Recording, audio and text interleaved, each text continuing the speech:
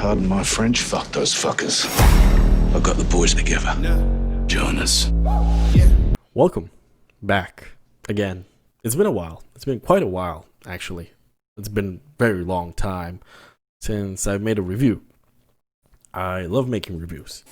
But due to the fact that I was either very busy or unmotivated to do so, I didn't. And I also got this microphone, which is really awesome. But regardless of all that, a little update, here's what we're doing today. As you can see on the title, we're reviewing The Boys. The Boys is a show that I really like. It's a show that I just finished. It's a show that allowed me to experience something I didn't expect from this show. No other show that I've seen actually allowed me to see that. And it's really good. I really enjoy this show, and I really hope we get a season 2 because it leaves on a cliffhanger at the end. But let's build up to that. So I'm gonna do this new series that's called 10-point review, and here we're gonna talk about 10 points that I have noticed that I really take notes about for the TV show or the movie that I've seen. So we're gonna start doing this now and see how it pans out. Here we go. So number 1, we're gonna talk about Karl Urban's performance. It was really good. It was phenomenal. It was like, we know Karl Urban can actually act. We saw his awesome smirk and chin in Judge Dredd. But I also really like him because I feel like he could play many roles that Hollywood hasn't even tapped into yet. You know me, I'm a gamer. So I have played games that I envision him playing those roles. For example, Adam Jensen, like I even tweeted about it. I see him playing as Adam Jensen. I see him playing like Bigsby Wolf from the Telltale series game that they had about Fables. It's just a perfect. He's a perfect character actor, if you ask me, about specific characters, because everybody has specific characters they have to play if they're a character actor. So that's what he can do. But it was great. It was really good. I think he was using his natural accent, which was really thick and it was really good, and it enhanced his performance.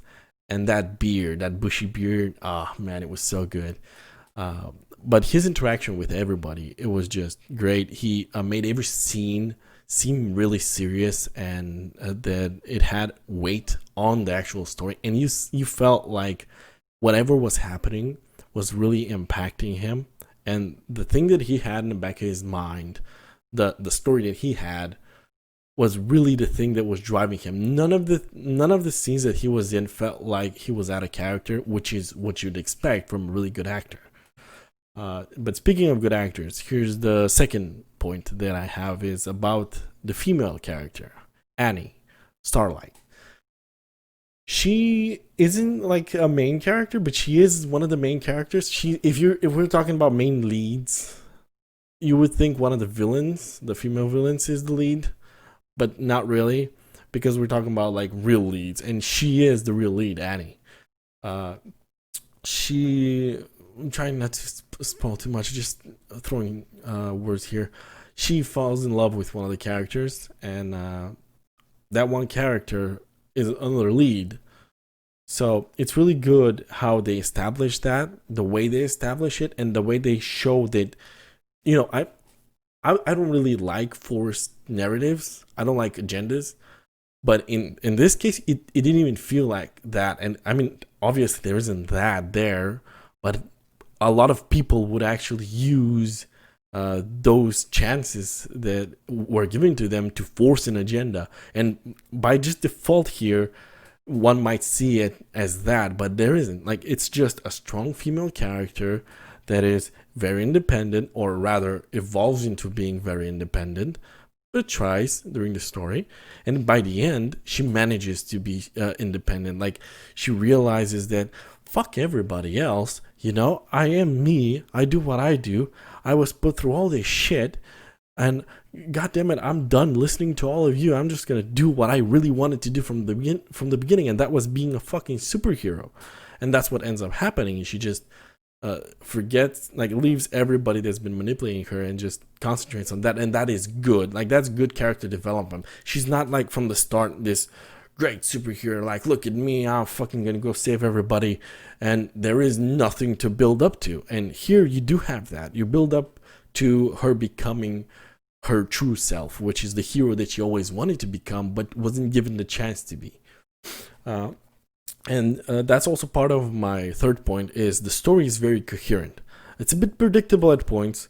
Like a lot of the interactions were very, I wouldn't say cringy, but you knew word by word pretty much what they were going to say. And I'm going to talk about that later. But the story, really coherent.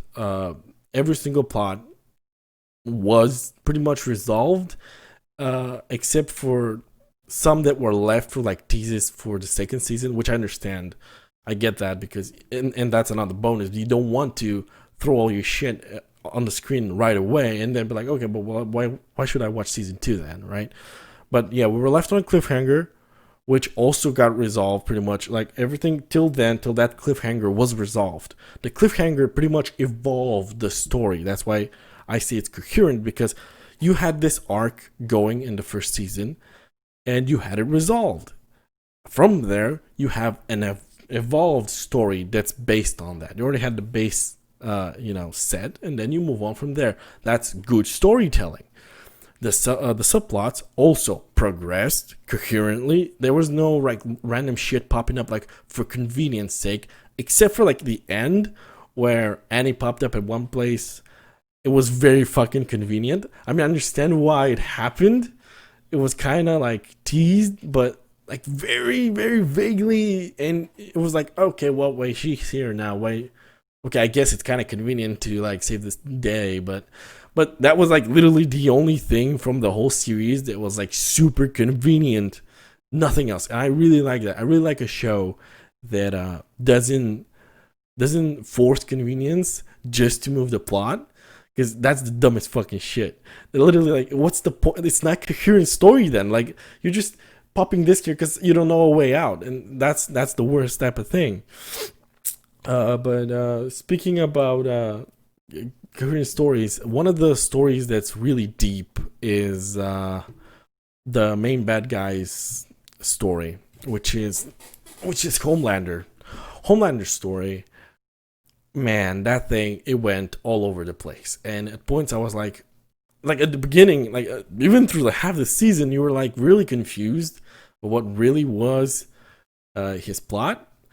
But then it kind of teased one thing, then it teased another thing, and then it kind of give you a bit of this, a bit of that. And I guess that's the whole idea. It was trying to confuse you, subvert your expectation. I hit Ryan Johnson. But subvert your expectation with a lot of different teases, and that kind of was resolved right at the final episode, which is really good because it keeps it interesting for you and keeps you on a hook, right?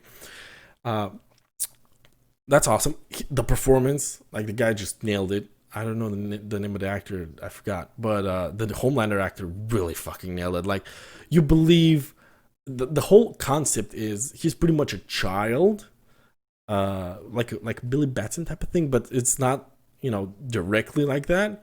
But his mentality is very childish till like the very final 2 episodes, and you see that twist real like right away. You can see the little nods turning until the big one turns, and you can see him like directly change and start making these decisions that drastically change the story and his narrative, and it's really good. His performance, like you can tell, it changed like demeanors and all that. It was really, really, really worth appreciating. If you haven't gotten a chance to see it, it's really something you should check out.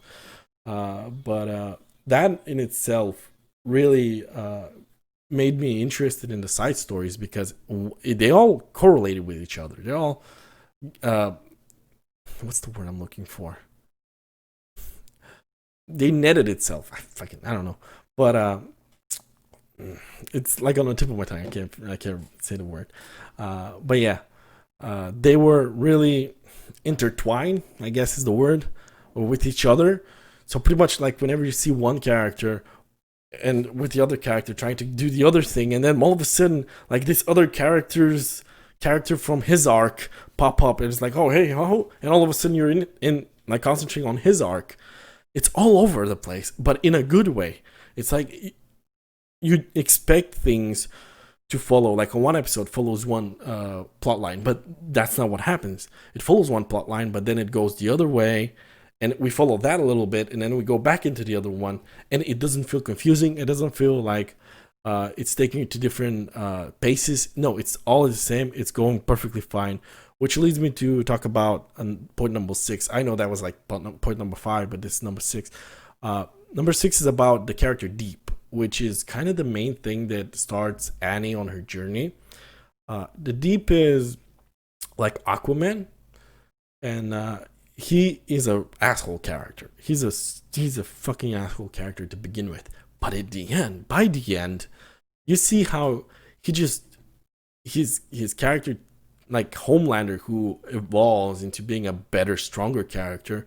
The Deep actually breaks down and becomes kind of psychotic, I would call it, because we didn't get to see his psychotic fallout, but we saw the breakdown where he did something at the end that I didn't really expect, because I knew it was like whatever was happening was influencing him, but I didn't know it would like be this much, right? Because usually when you see an asshole character, you'll say, okay, well, he's the asshole character of the TV show, right?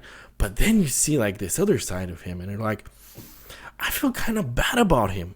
Similar way to A-Train, the other speedster character, that is. Like, the same way. He's not a bad guy, but the way he lives his life is making him seem bad, and the decisions he makes sometimes are making him a bad person. Even his brother, because it's part of his story, even his brother is like giving up on him by the end. These are like amazing things you should look for. Like, you should concentrate. Like, if you have a chance to concentrate on one TV show to actually watch that is short, because this is like 8 episodes, go watch this show. If you haven't gotten a chance, go watch it. It's really, really good. But yeah, like even with that's my point. Number 7 is about the generic conversation. Still, with the Deep, you still had some interactions, or with Translucent, this invisible character. You had some very, very generic interactions that are quite predictable, but not like in the way of breaking the story, making you feel, fuck, I'm gonna turn it off. Because there's some shows and fucking movies that make you go, that's not good, and then they do it again. It's like, no, bueno.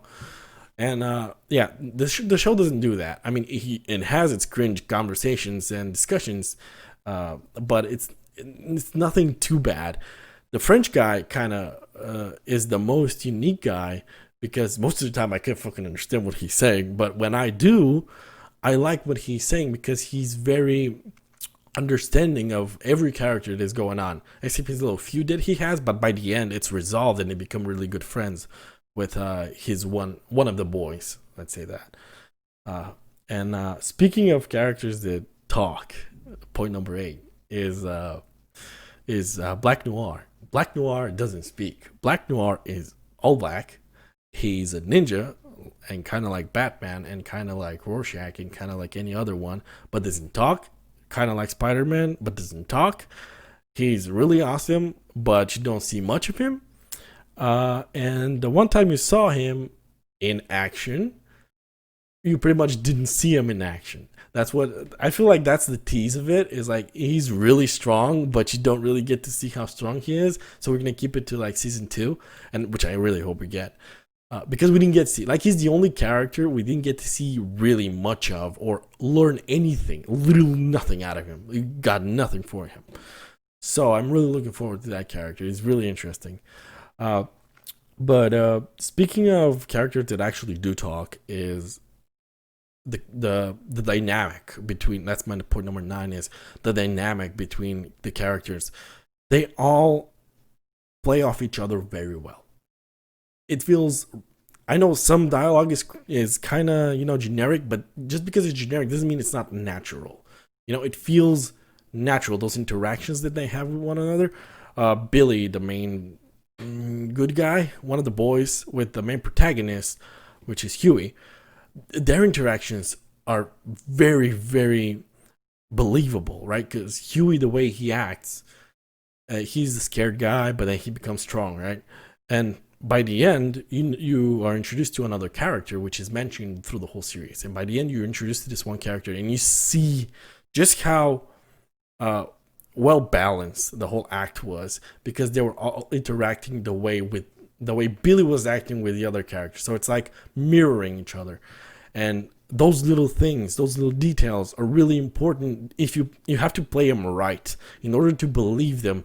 And the little, like, if I'm in the frame talking to another character and say Hughie's in the back, right, and we're talking about this one thing and we're having pretty much the same interaction that I've had with Hughie, and you see Hughie reacting, wait, but like in the background, you shouldn't even pay attention to that, right? But that little detail, they had it there, and that little detail makes it seem so authentic, right? Makes it seem so real. That's why I say it's well balanced act, because it's thought out.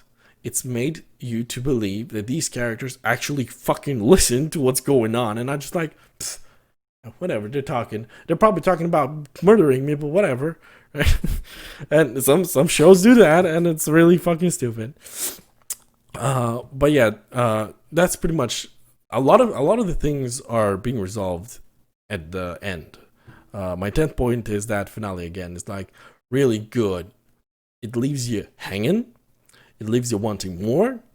It resolves how much? I'd say it resolves like 40% of the main points that were put to you through the whole journey.